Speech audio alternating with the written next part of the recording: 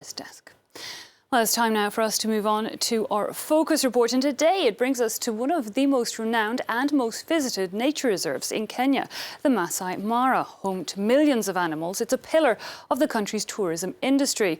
But that's also part of the problem. Deforestation, poor water management and a constant increase in humans has seen rivers dry up and wildlife populations decline.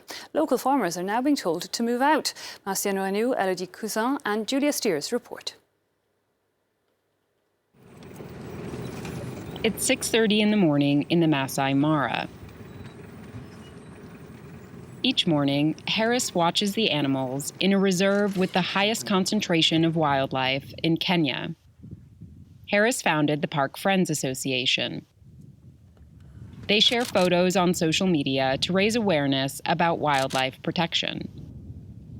The wildlife is going down over the years as compared to our years. My father tells me of their time when they were young. There were animals everywhere. It is me and you and the world to stand up and protect what is remaining. But for him, the priority is to preserve the rivers and streams that feed the park. Over the last 30 years, the number of people living nearby has tripled. It's an overpopulation that threatens the Mara River. As you can see, the Mara River, you can see the sand over there. That tells you the river is low compared to how it should be at this particular moment.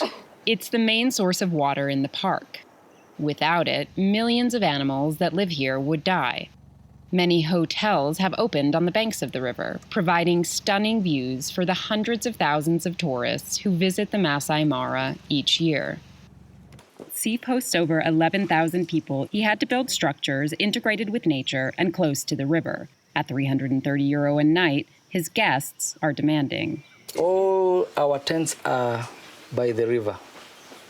So the reason is because on their booking, all of the guests are asking they would like to have a tent by the river. But many hotels pollute water and frighten wildlife, forcing them to find new places to drink. A challenging task since most spots are nearly dry. For this hotel manager, tourists are only just beginning to grasp the issue. You'll find you might have a very, very big hotel, but people or the tourists will even go to the smaller ones, which are environment friendly. But hoteliers are not behind all of the park's ills. To identify the root cause of the drying riverbed, you have to go up the course of the Mara River. In Kenya, it's about 250 kilometers long. Large farms dot its banks, and farmers are allowed to draw without limit from the river. A significant strain, along with the consumption of many smaller farmers. We have the Mara farming here, and then we have another farm down there.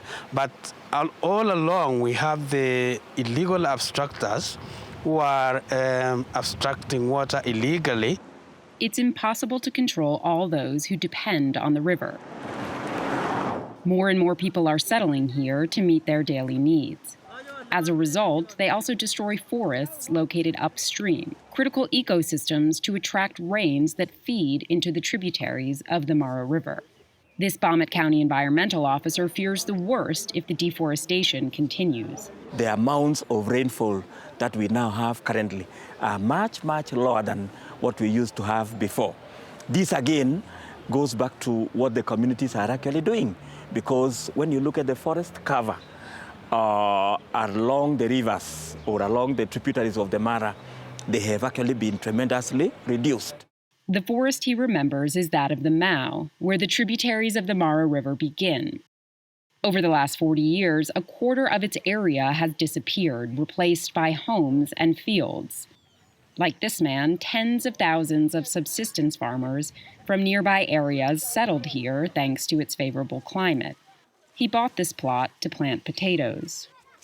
My family arrived here in 1990, and I actually moved to this side after I married in 2014, but my home is on the other side. After it was sold to us mainly by the Masai, we had to do the clearing first because it was a forest. As the river dries up, the government is laying the blame on these farmers. Many have been ordered to leave their fields so that trees can be planted. The goal is for the river to be restored to previous levels and ultimately to save the ecosystem of the Maasai Mara.